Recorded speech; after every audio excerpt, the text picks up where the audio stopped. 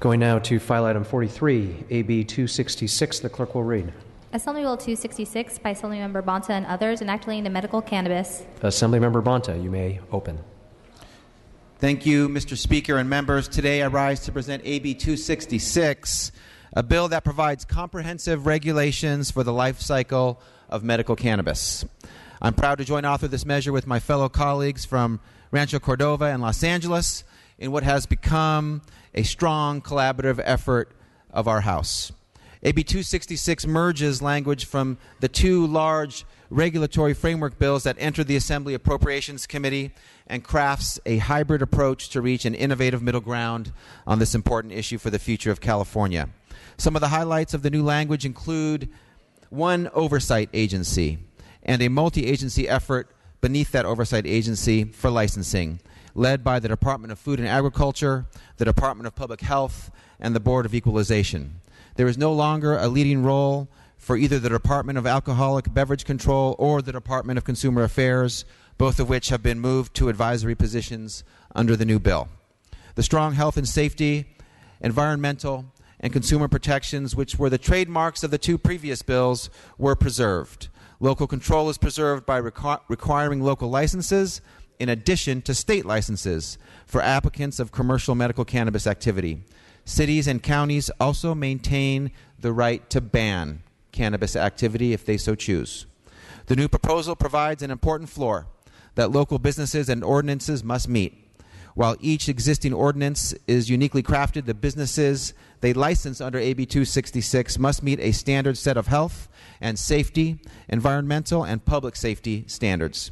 As long as the local ordinance meets this floor, the biggest impact of AB 266 will be safer medical cannabis and ensuring the industry is no longer has to live in constant fear of federal enforcement. Let's work to protect our patients and our local businesses by creating a robust regulatory framework for the medical cannabis industry. Members, I respectfully ask for your aye vote on AB 266. Assemblymember Jones-Sawyer, you're recognized. Thank you, Mr. Speaker and members. I am very happy that I join my co-authors from Oakland, Rancho Cordova, and hopefully soon to add our brother from the other aisle, our public safety brother from Palmdale, as joint authors. And I want to present one comprehensive medical marijuana regulation bill, AB 266, the medical marijuana bill. In 1996, California became the first state in the nation to allow the use of medical marijuana after voters approved Proposition 215. Proposition 215 allows seriously and terminally ill patients to legally use marijuana if and only if they have the approval of a licensed physician. However, California has fallen far behind the rest of the nation and failed to implement a comprehensive licensing and regulatory structure to ensure patient access and protect our environment, public safety, and public health.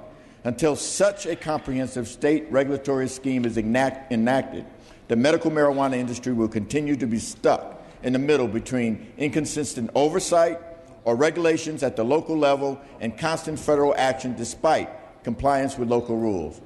On August 29, 2013, the United States Department of Justice issued a memorandum, the Cole Memo, that updated its guidance to all U.S. attorneys in light of state ballot initiatives to legalize under state law the possession of small amounts of marijuana and provide for the regulation of marijuana production, processing, and sale. In the Cole Memo, the federal government called for states that have authorized the sale of medical marijuana to enact a strong and effective regulatory system. Additionally, the memo states if state enforcement efforts are not sufficiently robust to protect against harm set forth, the federal government may seek to challenge the regulatory structure itself. AB 34 creates a regulatory system that regulates the interests of local government while still providing a consistent statewide structure. This is a very big legislative proposal, and my joint authors and I are very committed to continue to work with all stakeholders on any issues that are still outstanding. I respectfully ask for your aye vote. Mr. Lackey, you're recognized. Yes, Honorable Chair and members, I proudly stand in alliance with the Police Chiefs, League of Cities, for the purpose that this bill actually tightens medical marijuana standards. It also continues to allow for solid local flexibility and control, and we need this measure to tighten up some of the abuses that currently exist in the medical marijuana circumstance, so I urge your aye vote. Mr. Cooley, you're recognized. Colleagues, I am delighted to stand here as a principal co-author with my colleague from Oakland, my colleagues from South and Los Angeles generally, from Palmdale, in support of this measure. I want to say this is an outstanding measure, both for policy, its key hallmarks, which you've heard, are we have an overarching agency at the state level of government that will establish the framework for the oversight of medical marijuana 19 years after the voters said that's what we should do. So we have an accountable structure with one agency in charge. Other agencies will bring their expertise to the table, which our taxpayers in the state of California have grown this expertise across the years, and they will bring that expertise to support the implementation of this statute. So there's greater accountability. It protects, as my colleague from Oakland stated, local control, the power of cities and municipalities to control the quality of life issues of is there or is there not a dispensary. You have public safety issues here related to the transportation of marijuana, the safety associated with it. There are public health standards which are greatly needed and have been neglected for almost 2 decades. We're going to get those under this bill. And I want to say this is also an outstanding bill for all of my colleagues on this green carpet because of the process that we've had here. Those of you that sit in the Appropriations Committee knows that the chair, my colleague from Los Angeles, urged the members to kind of work on trying to find a common ground. This bill reflects that process. I want to commend the chair of Appropes for challenging us to sit down as colleagues and try to vet ideas and put something together, which is what has ensued on this. I want to say that our time in this institution will be greatly enhanced as issue by issue we learn to roll up our sleeves together to confront the challenges of the state, figure out what makes sense among ourselves as we relate the problem to the understanding of issues we bring from our constituencies, our individual background. This is a great bill, great process, great step forward from California, and I urge your aye vote. Mr. Gomez, you're recognized. Thank you, Mr. Speaker and members. I rise in support of this very important piece of legislation for a number of reasons. We passed a proposition in the state almost 20 years ago, and for almost 20 long years, we have failed to step up as an institution to tackle this important problem. And now we're on the brink of actually dealing with this problem after 20 long years. You know, the lack of action didn't just create problems for the state, but created problems throughout every single community in California. I represent Northeast Los Angeles, and we had an over-proliferation of massage parlors and medical marijuana shops. They do across the Northeast LA, and we had a problem of trying to tackle this issue. When I was running, this was one of the issues that they talked about. How do we create accountability? How do we provide regulations for all these medical marijuana shops springing up in every single neighborhood, not only in my district, but throughout California? And I think that this piece of legislation helps do that for the first time in 20 years. The two bills that we merged were two different approaches, but both with very good ideas. One, the vehicle from the gentleman from Sacramento believed in one entity in order to create that accountability that we need in order so that your constituents, when they call, you can actually get a response instead of getting kicked from one department to the next and never getting an answer. And the other one was to provide the expertise of the different agencies, because each part of the medical marijuana regulations and industry are very unique. So we needed those expertise. And it was these two members that came forward and worked together on one bill. There were some concerns about stakeholders. And what they ended up doing is something that we should be very proud of, is by understanding that when we bring a bill forward, no matter if we have stakeholders that help us get here, that this is our bill. These are our bills, and we do what we want to on our bills. And we are the only ones that have the authority of the people who elected us. And that's what they ended up doing, is crafting a piece of legislation with their stakeholders in mind, but acknowledging that they might not always get what they want, but they will get what they need to improve the lives of the people of California and the communities in California. So you should all be proud of this piece of legislation, and the process is not over. We still have to get it to the Senate, and they have a vehicle, and we will have that debate about exactly what should be included in the final bill that deals with this important issue. So it's not over, but we should commend these authors and vote aye on this bill. Mr. Alejo. Yeah, question for the author from Oaktown. Without objection. I know you've done a lot of work on this bill, but does this bill have enough support to get off the floor today, or will it go up in smoke?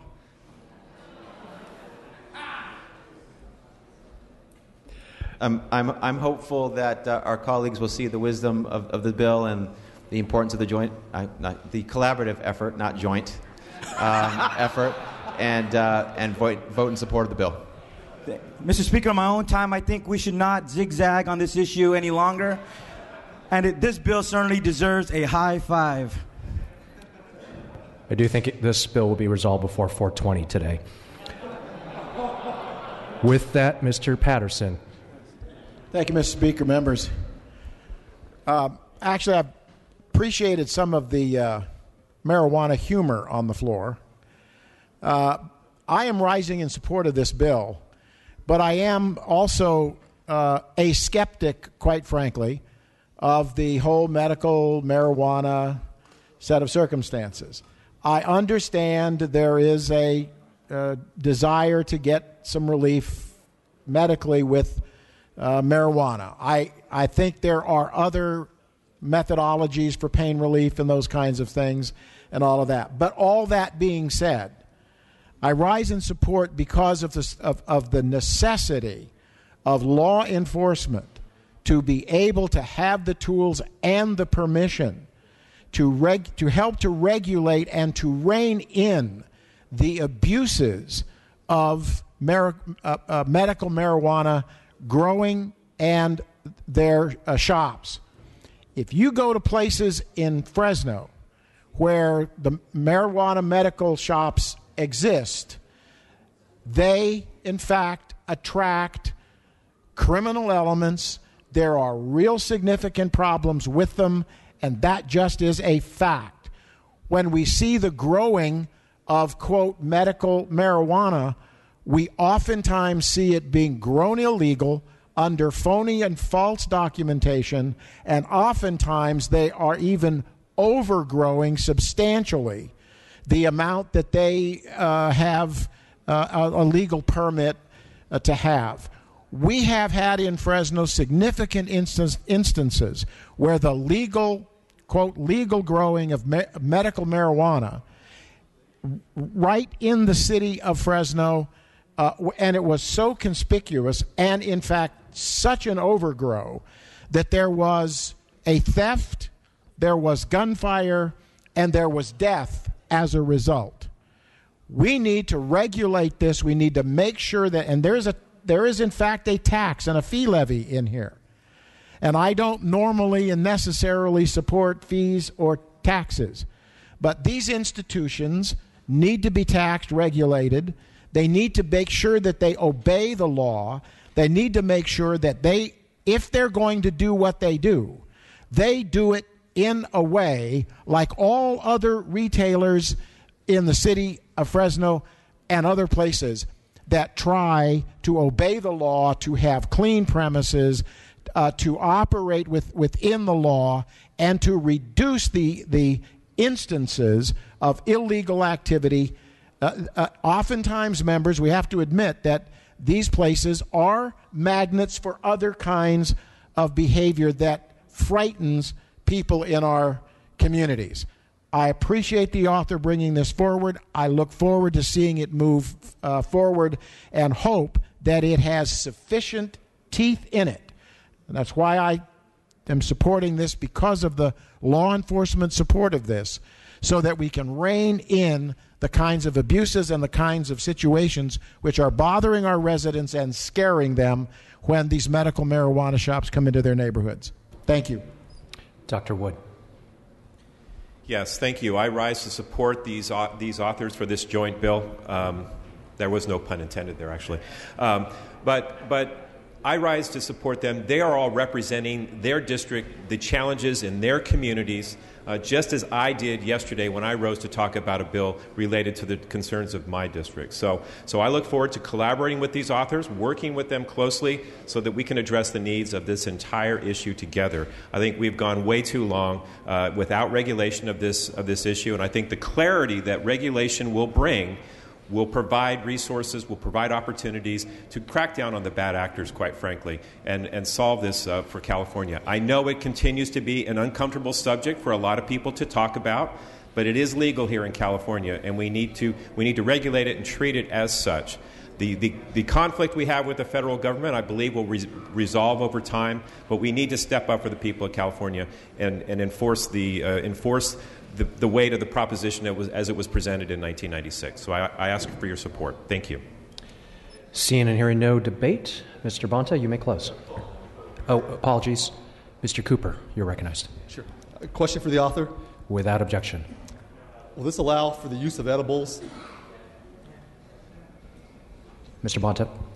This bill will allow for the delivery of medicinal marijuana in its different forms, including edibles. They will be regulated. They will be tested for quality and more highly regulated than they are now. My big concern is the dosing method of that. You see in Colorado and Washington major problems with edibles, kids getting a hold of edibles and they're appealing. You have kids eating edibles in classes, and the bottom line, even though you're supposed to be 21 to have alcohol and buy it, kids still have access to it. So it's a major sticking point, and there's really no dosage unit. You talk to medical doctors, for anything you do, you take a prescription, there's a dosage unit.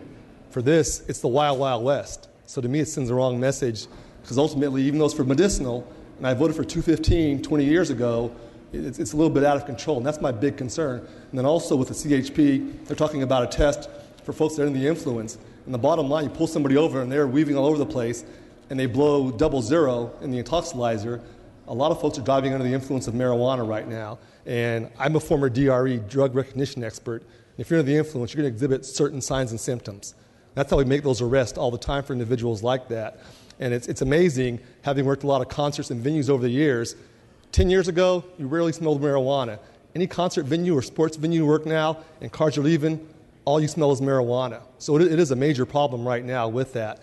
And I just think this is a slippery slope. I support medicinal marijuana, but I think we're heading in the wrong direction, especially for our children. And that's really the big effect we're going to have. Look at Colorado, look at Washington, look at the problems they're going to have. And I'm afraid we're headed for that same problem here in California. Ms. Grove, you're recognized.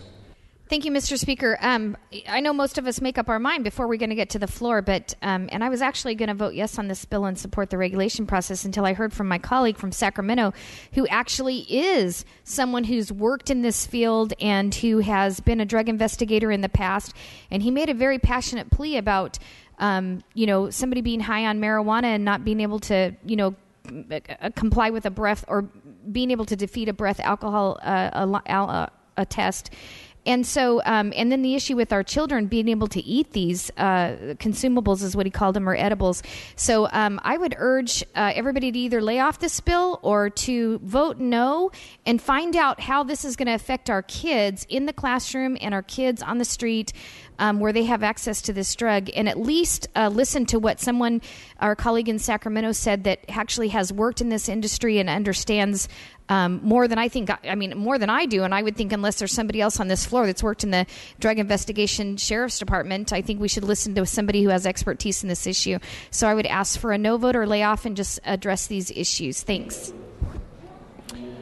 Seeing and hearing no further debate, now Assemblymember Bonta, you may close. Mr. Speaker, may I defer and refer to my colleague from Palmdale to address some of the issues just raised? Without objection. Mr. Lackey. Speaker and members, this is clearly a very delicate topic and one that that deserves great deliberation. I'm very proud to acknowledge many of the points made by my colleague, who is also a fellow law enforcement official.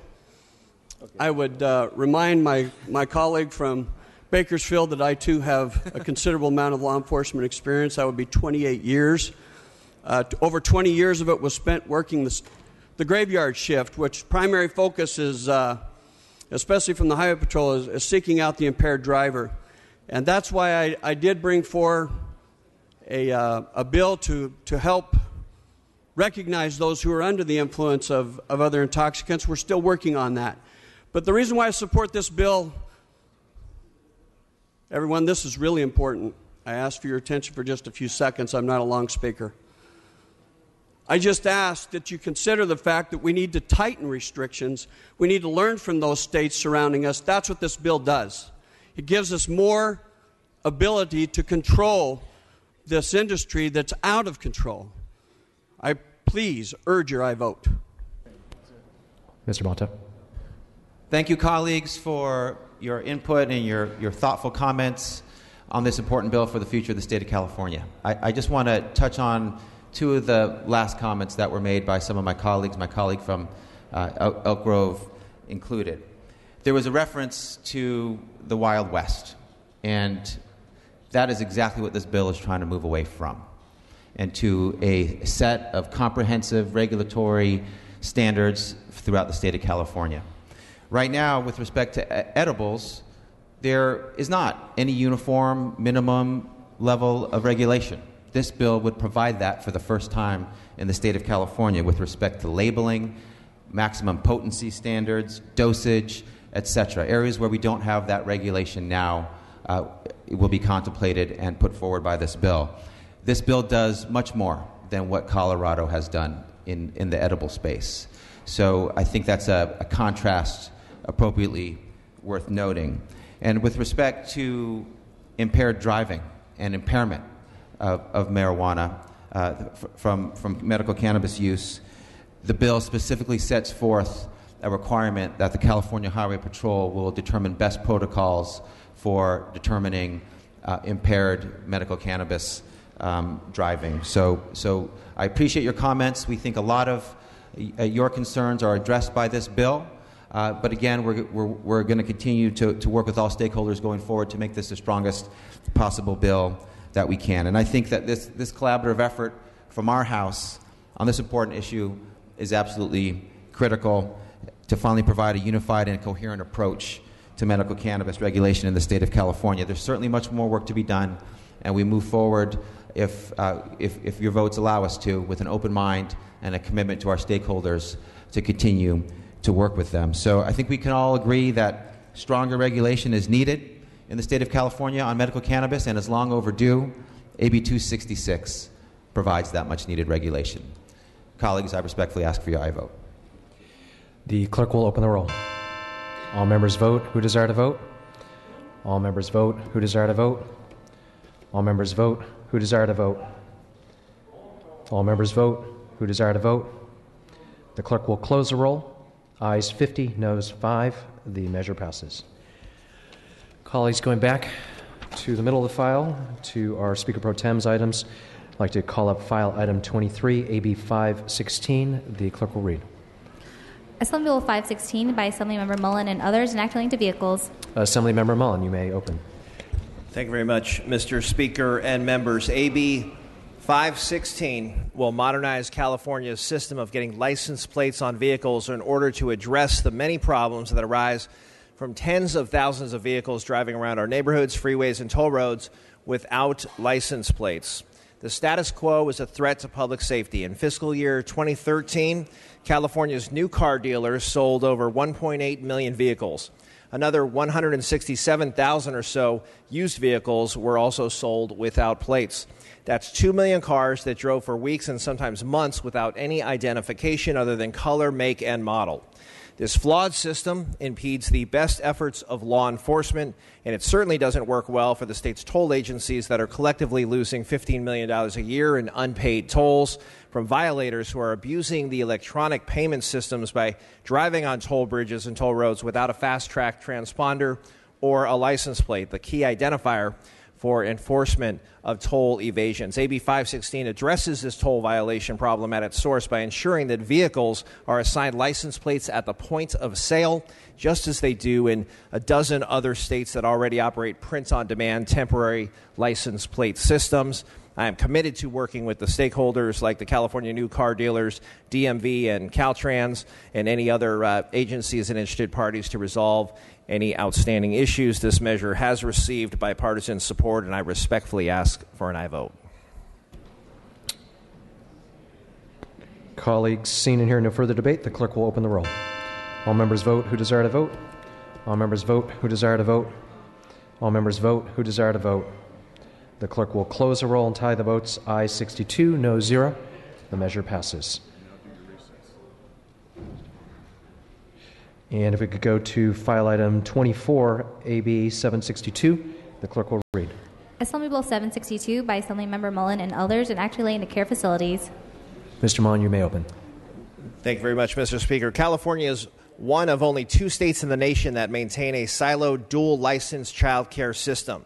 Due to this dual system, many children are forced out of care immediately on their birthdays, leaving parents forced to quit their jobs to care for their child, and their child losing the documented benefits of continuity of care. AB 762 will address this gap in child care that many families face by extending the toddler option from 30 to 36 months. I respectfully ask for an aye vote. Seeing and hearing no further debate, the clerk will open the roll. All members vote who desire to vote. All members vote who desire to vote. All members vote who desire to vote.